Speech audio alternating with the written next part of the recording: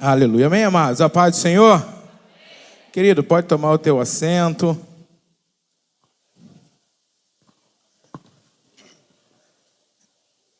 Coisa linda, coisa maravilhosa. Querido, eu quero ler dois textos da palavra do Senhor nessa noite. E quero dizer para você, irmão, incrível que pareça, eu estou sentindo uma responsabilidade, irmão, sobre a minha vida nessa noite. Uma coisa que eu já senti outras vezes, mas que hoje eu quero ser bem sincero com a igreja, com você que nos visita nessa noite. Eu estou sentindo um peso de uma grande responsabilidade por causa dessa palavra. Eu vou ler dois textos com os amados. Nós já tivemos aqui algumas apresentações, né? Para que nós podemos trazer à memória o que é verdadeiramente a Páscoa para nós, os cristãos, tudo que isso que envolve, né, a igreja nesse tempo presente. Hoje, talvez, irmão, foi o dia que a igreja, talvez, né, a igreja universal que mais trabalhou, que mais encenou, para que as pessoas pudessem entender o que realmente nós queremos, né, transmitir ao mundo.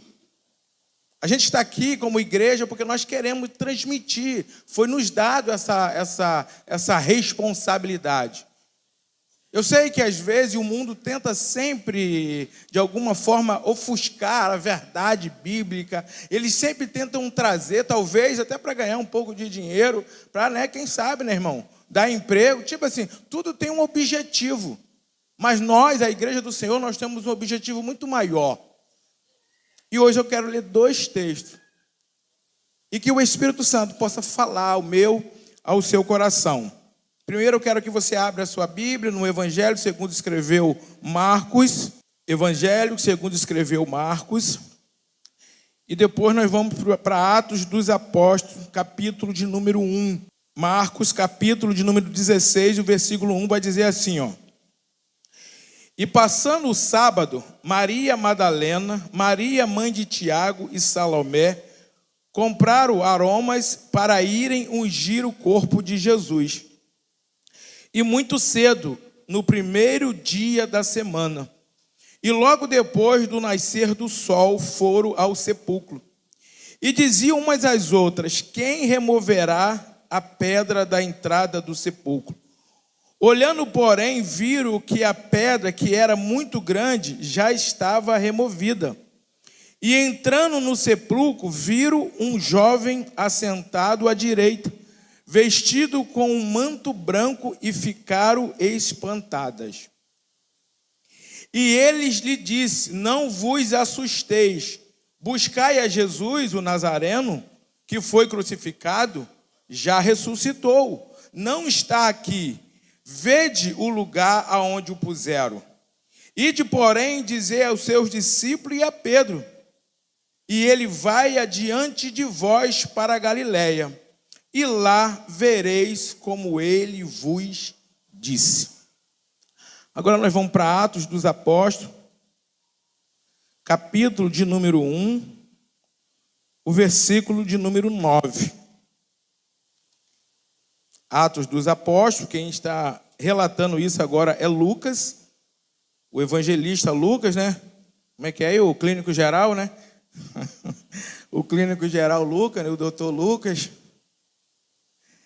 Ele vai dizer assim, ó. E depois que lhe disse isso, vendo eles, foi elevado às alturas, e uma nuvem o recebeu, e cobrindo os seus olhos. E estando ele com os olhos fixados no céu, e quando ele subia, e de repente junto deles puseram dois homens vestidos de branco, os quais lhe disseram: varões Galileu, por que estáis olhando para o céu?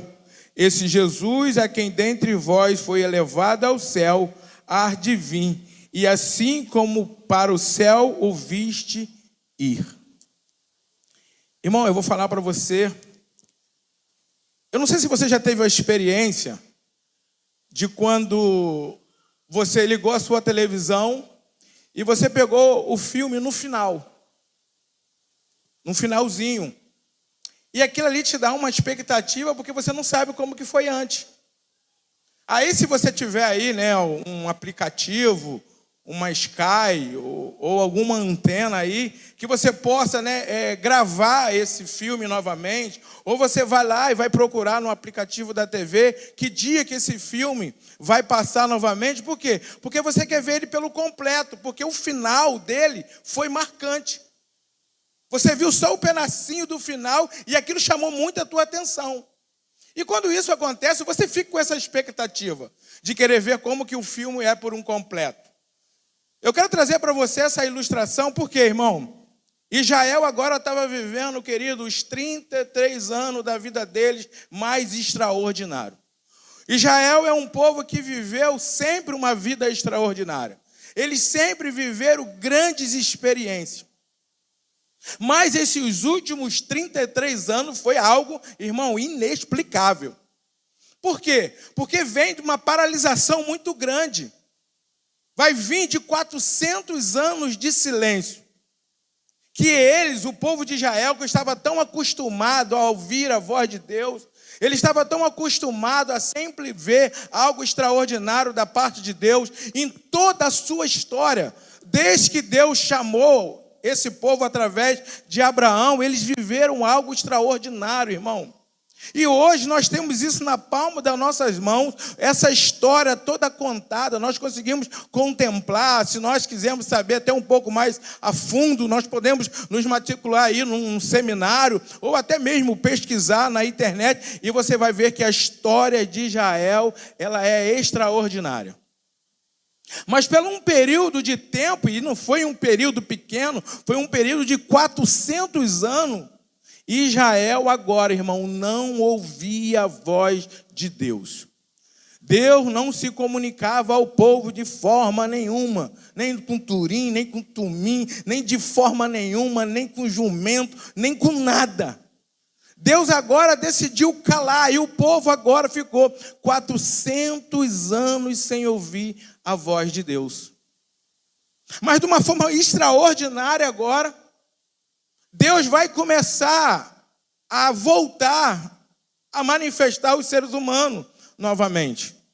A primeira experiência foi com Zacarias, quando ele estava ali, né, no seu momento ali do sacrifício, com um anjo que vai aparecer para ele, já vai começar a conversar com ele. E tipo assim, irmão, a gente gosta de falar das pessoas, das suas experiências, mas eu fico imaginando você. Deus está 400 anos sem falar com ninguém. Aí ele resolve aparecer para você. Ele vai enviar um anjo para falar com você. Não, como que você receberia isso? Eu entendo que as pessoas do tempo presente morriam, Samuel. Eu acredito que morria. Quando o anjo falava, ô Daniel, as suas orações têm sido ouvidas. Aí eu, pó. Sabe por quê? Porque você fica tentando imaginar, poxa, ele escolheu a mim, depois de 400 anos, ele escolheu a mim, a se manifestar para mim. E é uma experiência extraordinária de Zacarias. A coisa mais linda que eu acho é quando ele sai do templo. As pessoas, quando olham, acho que estava por lá de fora, olhando Zacarias saindo, a Bíblia vai dizer que elas falam assim, ele deve ter tido alguma visão lá dentro. Porque naquele dia, Zacarias saiu de uma forma diferente. Às vezes, a forma que você sai da igreja revela o que você viu aqui dentro. Quando você sai daqui, irmão, correndo para a cantina, sabe, você não quer saber de nada, a realidade que a gente entende, hoje o culto talvez foi até ruim, porque agora quando você sai calmo, deixa todo mundo sair, deixa as pessoas entrar na tua frente, e você vai tranquilo, chega lá na janela, acabou, glória a Deus, que benção. Irmão, você viu algo extraordinário aqui dentro. Alguma coisa mexeu com a sua realidade, e você já não é mais aquele desesperado quando você entrou. Você agora está calmo, agora você está leve. Por quê? Porque as pessoas vão entender. Algo ele viu lá dentro. Algo aconteceu lá dentro. Zacarias saiu mudinho, quietinho. Então as pessoas viram isso.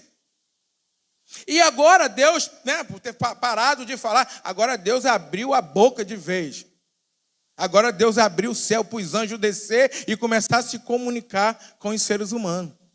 Agora vai descer um outro anjo e vai falar com Maria. Maria, chegou a tua vez. Você, cara, você é bendita, você é agraciada, porque você foi escolhida. Você vai ser a mãe do Salvador. Meu Deus, irmão, que coisa.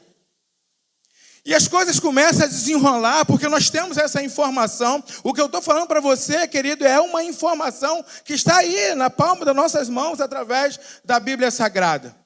E as coisas começam a desenvolver, né? E João Batista nasce, depois Jesus nasce, e as coisas começam a acontecer, e as realidades começam a acontecer, mas aquilo que tinha que se manifestar, precisava se manifestar, e aí vem, né, o extraordinário.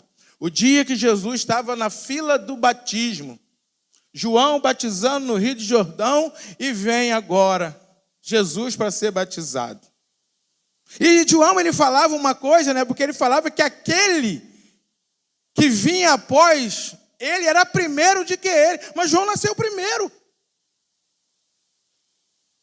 João nasceu 6 meses antes do que Jesus. Mas ele dizia, mas o que vem, ele é antes do que mim. João já estava falando de um Jesus eterno. Ele não estava só querendo apresentar agora, talvez, né, o seu primo, que alguns historiadores acreditam que eles eram primo. E agora Jesus é batizado. E agora Israel, depois do batismo de Jesus, vai experimentar os 3 anos mais extraordinários da vida deles.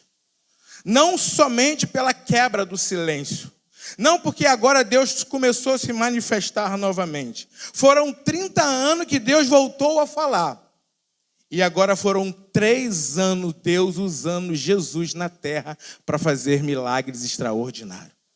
Isso mexeu, irmão, com a estrutura de tudo quanto é jeito. Jerusalém agora, Galiléia, Cafarnaum, Samaria, essas cidades ali circunvizinhas ali, Decápole, todas ali ao redor, irmão, elas estavam vivendo coisas extraordinárias.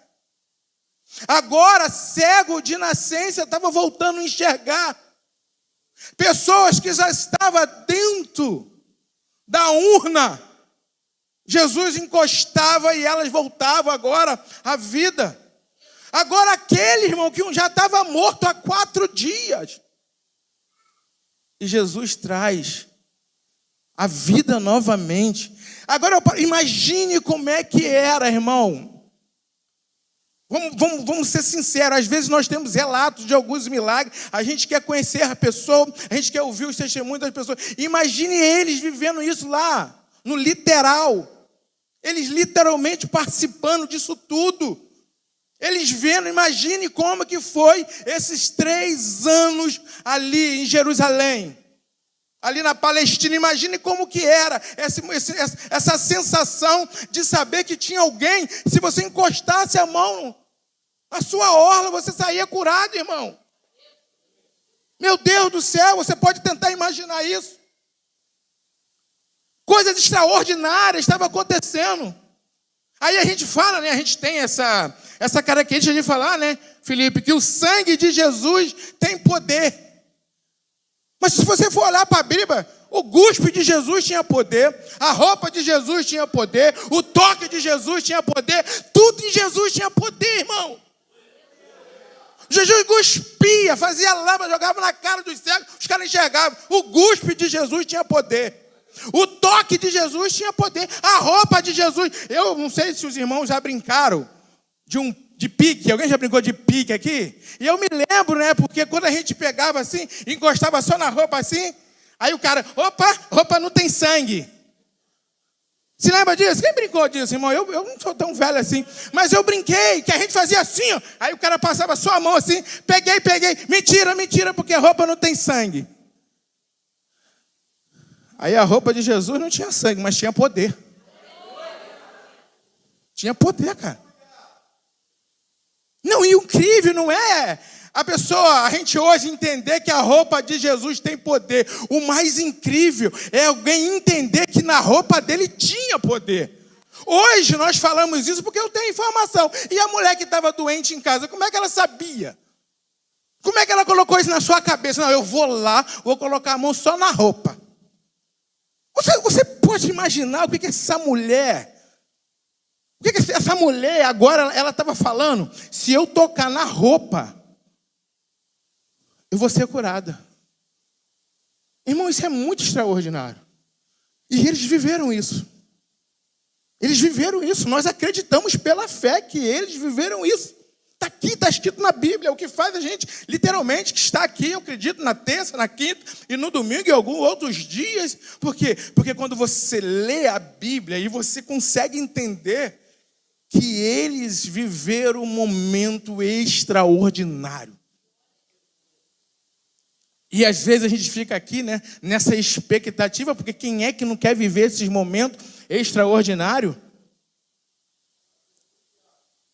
Quem é que não quer receber uma bênção, irmão? Quem é que não enche o seu coração de esperança? Talvez através de uma palavra, através de um louvor, através de alguma coisa direcionada na sua vida, e você vai para casa cheio de esperança. Por quê? Porque você fala, não, eles viram isso. A Bíblia é uma coisa tão extraordinária que a Bíblia faz você acreditar naquilo que você quer de uma forma tão desesperadora. Por quê? Porque eles viveram isso. Mas é algo estranho agora. Jesus começou a revelar. Jesus começou a falar para os discípulos agora que era necessário que ele fosse entregue, que ele fosse maltratado e que ele fosse morto, irmão. E ninguém queria aceitar isso. Pedro queria estar no lugar de Jesus. Ainda bem que Pedro não foi, senão a gente estava lascado aqui. Ainda bem que Jesus, não, rapaz, tu vai fazer o que lá? A sua morte vai ser em vão. E isso preocupou os discípulos. Preocupou os mais chegados. Por quê? Agora, sempre quando ele tinha oportunidade, ele falava, ó, eu vou ter que ser entregue. Eles vão me pegar. E eu fico tentando imaginar como que foi o sono dos discípulos. Jesus falando isso. Como que foi a reação dos discípulos agora? Jesus agora, todo o encontro, na mesa ele falava, ó, isso aqui, ó, é meu corpo, que eu entrego por vocês. Ah, isso aqui é o sangue da nova aliança, é o meu sangue. Eu entrego por causa de vocês. E eles começaram a perceber que Jesus estava falando sério. Eles começaram a perceber agora, irmão, que aqueles dias maravilhosos parava que estava para se acabar. Eles começaram a perceber agora que aquelas coisas extraordinárias, eles talvez não podiam ver mais. Tipo assim, estar num lugar deserto, onde não tem nem uma padaria, nem um mercado, nem nada, e ninguém passava fome. Aonde Jesus estava, sempre existiu uma multidão, somente para ouvir ele falar. E agora eles viram que esse dia estava se aproximando. E agora Jesus chama alguns para ir para o Getsemane. E chega lá e vem, irmão, uma tropa de gente para pegar um homem. E vem eles. Jesus, olha eu aqui. Olha eu aqui. Levaram Jesus. E agora vem o processo da crucificação. E eu fiquei tentando imaginar como que foi esses momentos para essas pessoas. Afinal de contas, né, irmão? O que ele falou estava se cumprindo. Eu fico tentando imaginar agora Jesus indo para o monte lá, onde eles iam levar Jesus para ser crucificado. O Gólgota. Eu fico tentando agora imaginar os olhos contemplando o corpo de Jesus todo ensanguentado. Jesus não aguentando nem carregar a cruz. Eu fico tentando agora imaginar Jesus lá de braços abertos, no meio daqueles dois assassinos, e eles imaginando, meu Deus, o que nós vimos esse homem fazer? Qual foi a mente? Qual foi o pensamento de ver Jesus ali agora? E agora eles viram ali, né, Nicodemos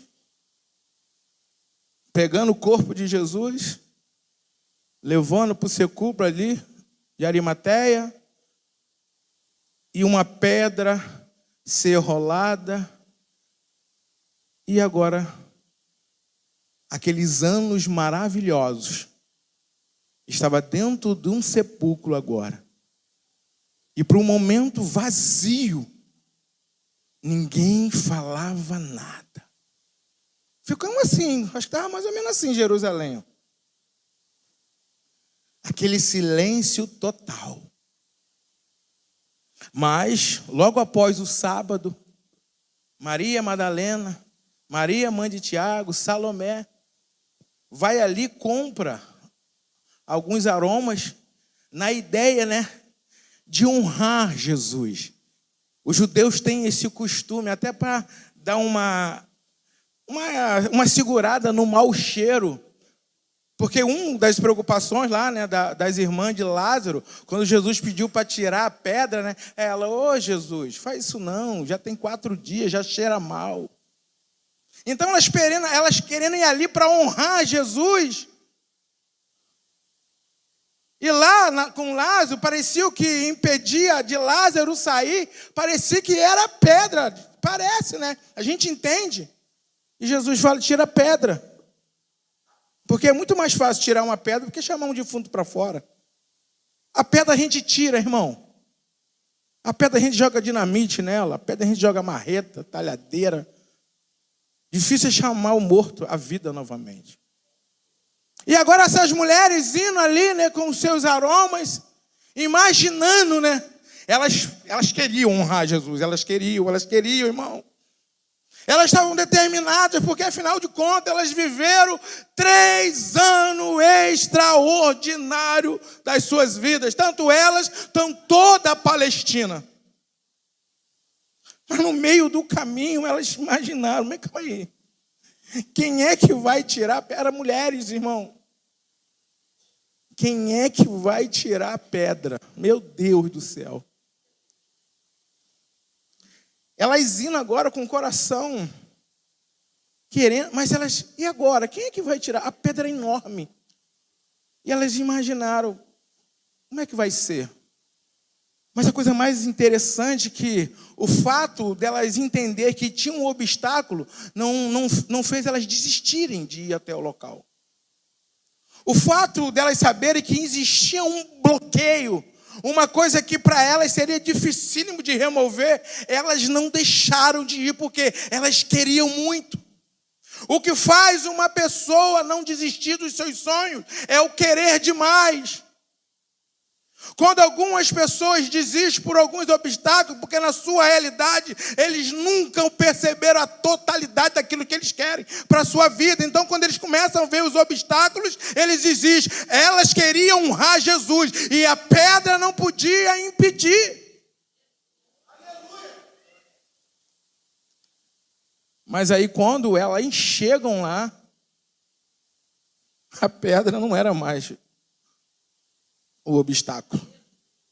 Agora, quando elas chegaram lá, a pedra que elas entenderam que podia impedi-las de honrar Jesus estava removida. Talvez o coração delas se alegrou. Ai, graças a Deus. Graças a Deus. Agora nós vamos poder honrar o Mestre. E quando elas chegam lá, a expectativa delas talvez foi a 0 de novo.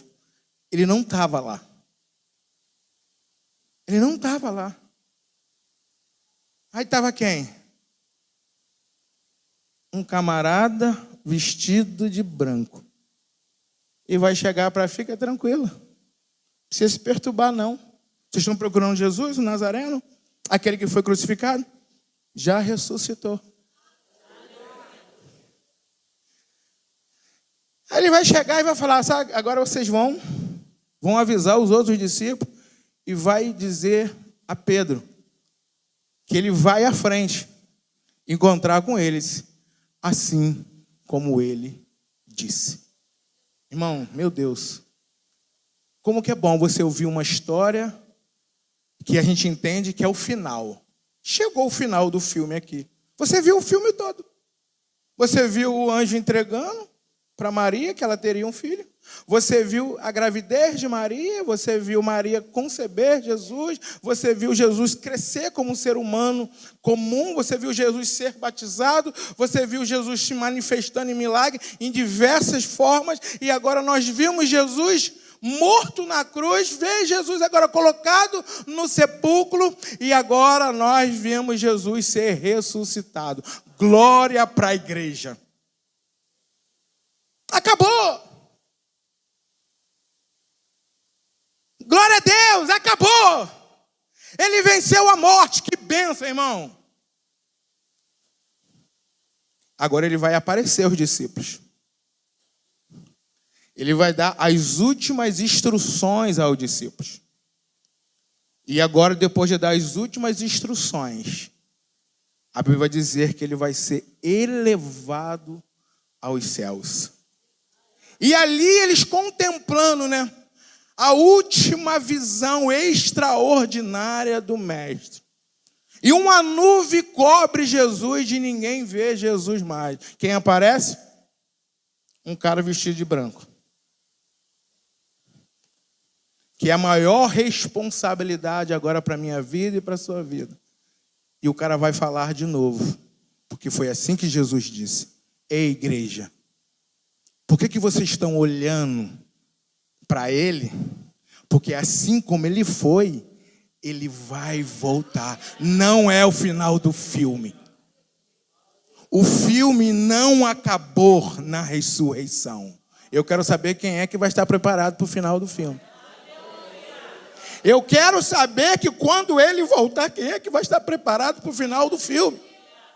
Porque o que nós contamos hoje é algo que todo mundo já sabe. O final do filme está inédito para todos, irmãos. É muito fácil nós hoje chegarmos isso, parece que isso nem cria mais emoção. Jesus ressuscitou, sai um meia dúzia de glória, porque parece que todo mundo já sabe. É algo que todo mundo já está sabendo. Jesus morreu, Jesus ressuscitou, as criancinhas. Mas e quando Jesus voltar, quem é que sabe? Não, quem é que sabe? E ele deixou para os discípulos. Ninguém sabe. Nem eu sei. Somente o Pai sabe. E agora, irmão? A maior expectativa não estava no que eles viram.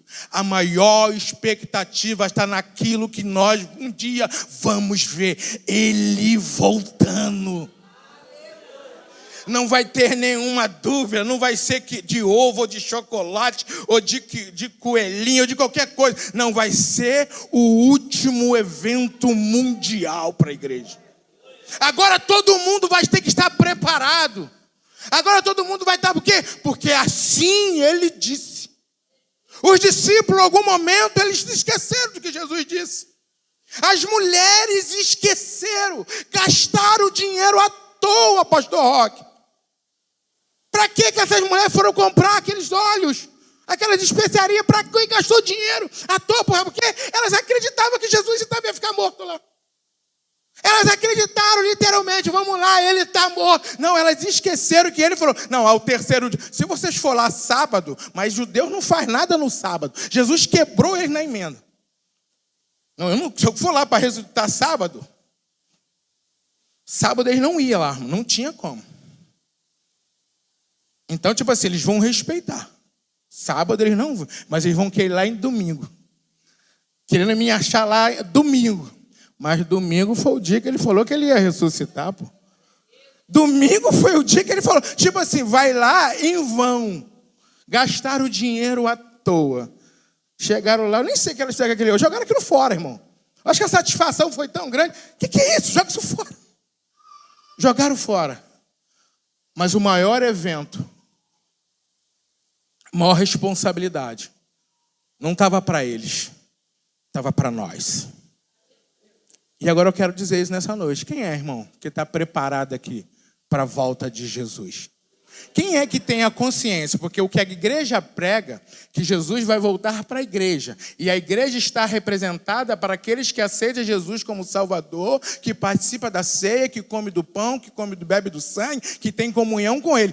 Esses esperam a volta de Jesus. Não sabemos o dia, mas criamos a expectativa da volta. Então hoje nós estamos aqui não simplesmente para fazer uma encenação. Não para que você possa trazer na memória que um dia ele foi colocado no sepulcro e logo 3 dias depois ele ressuscitou. Não, isso você já sabe. Isso talvez você aprendeu até na aula de religião na escola, porque não sei se tem religião nas escolas hoje, mas na minha época tinha. E era ensinado isso, era desenhado isso no quadro, tudo bonitinho, para que nós já crescemos com essa realidade. Porque o fato da morte de Jesus criou o quê? Criou um novo calendário. Agora é antes e depois de Jesus. Agora a nossa realidade agora é essa. Eu querendo ou não querendo, agora tudo é antes e depois de Jesus. Não existe nós falarmos alguma coisa e não entender que agora é antes e depois de Jesus. Então a nossa realidade como igreja, como informação, está muito maior de falar para você de um sepulcro vazio. Nós estamos falando da volta dele à igreja. Essa é a nossa realidade, essa é a nossa obrigação. Porque senão, irmão, eu vou achar que para nós, hoje, vendo toda essa história, talvez nem cria mais expectativa. É porque a gente não estava lá no dia. Nós não estávamos lá no dia que ele foi crucificado, colocado no sepulcro e rolado uma pedra em cima. Nós não conseguimos nem imaginar. Nós ficamos assim porque para a gente não doeu muito. Para a gente assim parece que não criou muita nada, porque afinal de contas, ele ressuscitou. Vocês estão olhando para o céu? O anjo, cara. O cara apareceu de novo, de roupa branca, dizendo, assim como ele foi, ele vai voltar. Essa é a nossa expectativa, amado. Esse evento, ninguém vai poder burlar. Esse evento, eles não vão inventar nada para tentar confundir a nossa cabeça. Para que a gente... Já viu quando é todo ano no Natal? E o Natal? O que é Natal? Pastor, eu posso botar árvore de Natal na minha casa? Pastor, ter árvore de Natal... Essa história, misericórdia. Todo ano é a mesma coisa. Na internet, colocar a árvore de Natal é pecado. Botar a luzinha na janelinha da minha casa é pecado. A gente fica com uma bobeira de uma situação, irmão, que não tem nada a ver. Aí agora chega a Páscoa e a gente fica, ai meu Deus, e eu como chocolate, eu não compro chocolate para o meu filho, o que ele vai achar? Irmão, eu tomo até das crianças às vezes. Porque existe a Páscoa representativa para nós, os evangélicos, e existe a Páscoa representativa para eles, os judeus. Que para eles foi o quê? Foi aquele grande evento onde Deus decidiu tirar o povo da mão de Faraó, onde com diversas pragas ali, Faraó não cedia, disse, não vai ceder não? Então ele foi e deu uma ordem para Moisés, Moisés, manda toda a família matar um cordeiro, pegar o sangue, passar lá num caixonete, no umbral da porta, e toda casa que tiver, o anjo da morte vai passar por cima. Essa é a Páscoa dos judeus. A nossa Páscoa é a ressurreição de Jesus. E a Páscoa da igreja é a volta dele. Isso a gente nunca pode esquecer. Fique de pé. Irmão, você que nos visita nessa noite, a igreja não é só um lugar de informação bíblica. A igreja não é só um lugar que você vem cantar alguns louvores, se expressar em adoração. A igreja ela é responsável pela informação da volta de Cristo. Porque esse é o único evento. Esse é o único evento que a Bíblia não nos dá revelação para o seu acontecimento. Só fala que vai acontecer. Então a igreja é muito mais do que apresentar uma peça. Talvez hoje líderes ficaram, irmão, com a sua pressão lá no alto. Porque queria que tudo saísse perfeito. Não, tem que sair tudo perfeito. Vamos tentar fazer o mais representativo. Não, vamos pegar pedra de verdade aqui. Vamos tentar fazer um sepulcro de verdade. E vamos gastar e vamos fazer algo. Porque a gente precisa mostrar para o povo que Jesus não está mais no sepulcro. E líderes hoje, eles ficam desesperados. É a roupa maravilhosa, compra tudo. Eles querem tudo em encenação. Nós não trabalhamos com encenação. Nós trabalhamos com a realidade. Porque às vezes a encenação ela é emotiva. Ela motiva você. A realidade, ela leva você para a responsabilidade. Quando a gente fala da realidade, a gente está falando da responsabilidade de falar para vocês que Jesus um dia vai voltar. E eu preciso falar para você que ainda não aceitou a Jesus, ou que está afastado do caminho do Senhor, porque talvez algum motivo, alguma circunstância te fez entristecer você, e você saiu da comunhão da igreja. Porque eu fico assim, porque se um dia você saiu da comunhão da igreja, porque um dia Jesus falou no teu coração. Um dia você entregou a sua vida para o Senhor. Um dia você passou pela realização do milagre. Um dia você passou, pela comunhão da ceia. Você ali comeu do pão. Você bebeu do sangue. E agora por algum motivo que vocês talvez nem sabem, você desistiu. E hoje eu estou dizendo para você, essa não é a realidade da igreja. A realidade da igreja é que você volte. A realidade da igreja não é que você vê um cenário que motiva você. Não, a realidade da igreja é mostrar para você que um dia ele foi e ele vai voltar. E essa encenação ninguém tem para fazer. Esse teatro não existe para nós. Quem é que vai encenar Jesus descendo nas nuvens? Quem é que vai botar umas fumacinhas? Quem é que vai botar um cabo de aço para o homem vir descendo devagarinho para gente tentar imaginar? Ninguém sabe como é que vai ser, irmão. Então esse evento não vai ser uma encenação, vai ser real. Esse evento não tem como ninguém encenar. Não vai ter um teatro aqui. Nunca vamos conseguir mostrar para você essa realidade. Porque nós vamos ter que vivê-la juntos. E ela vai ser com um ator principal. Não vai ser um dublê. Aleluia. Não vai ter um dublê encenando Jesus descendo. Vai vir ele próprio. Algumas pessoas falam que o Tom Cruise não gosta de dublê, ele faz as próprias cenas. Jesus também não. A cena que Jesus tem que fazer, ele faz.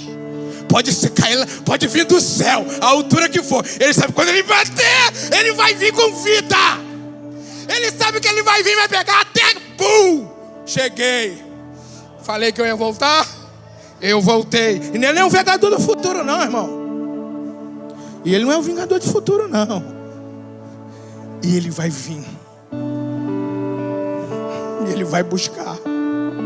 E a Bíblia vai dizer, amado, que os mortos, eles vão ressuscitar primeiro. Meu Deus. Vai começar a sair do mar. Vai começar a sair do Sase, do São Francisco, do Jardim da Saudade. E as terras vão começar a tremer. E vão começar. E o pessoal, os coveiros, é o que agora? Os caras estão subindo. Vai começar. Aí a gente vai ouvir daqui a pouco mesmo. Meu Deus. Eu comecei, meu Deus, com esse peso. E eu estou indo. E lá em cima, eu vou lá encontrar com meu tataravô, que é avô, que era crente. Meu sobrinho Daniel. Ele vai me conhecer. Nós vamos se conhecer. E a Bíblia diz que lá nas nuvens, nós vamos ser transformados. E depois dessa transformação, nós vamos estar para sempre com o Senhor. E Paulo fala, consolai os irmãos com essa palavra. E Paulo vai falar, consolai os irmãos com o irmão, ali acabou. Não tem mais encenação. Tudo é real. Tudo é real, não é assim que a gente fala? Irmão, ao vivo é assim mesmo. Tudo é real. Os acontecimentos que vai acontecer agora, tudo é real. Ninguém sabe, não tem como. Calma aí. Tem um que está com o pezinho na cova. Não subiu. Não é para estar aqui. Não, calma aí, cadê meu irmão? Cadê meu pai? Não, teu pai estava na igreja aquele dia. Ele não aceitou Jesus porque ele não quis. Cadê o meu colega? O teu colega, ele estava na igreja no dia tal. Ele não está aqui porque ele não quis. Não, cadê fulano? Nem, não estava. Ele estava lá na igreja. Parecia que era uma encenação para que as pessoas entendessem que Jesus não estava amando. Não era. Era resgate de vida. Aquele dia não era para as pessoas saberem que Jesus não estava mais no sepulcro. Não, era resgate de vida. O pastor aquele dia não queria trazer um cenário para que as pessoas entendessem a real sentido da Páscoa. Não, o pastor estava falando que ali era resgate de vida. Não era um teatro. Era uma realidade. Cadê o ministério de louvor?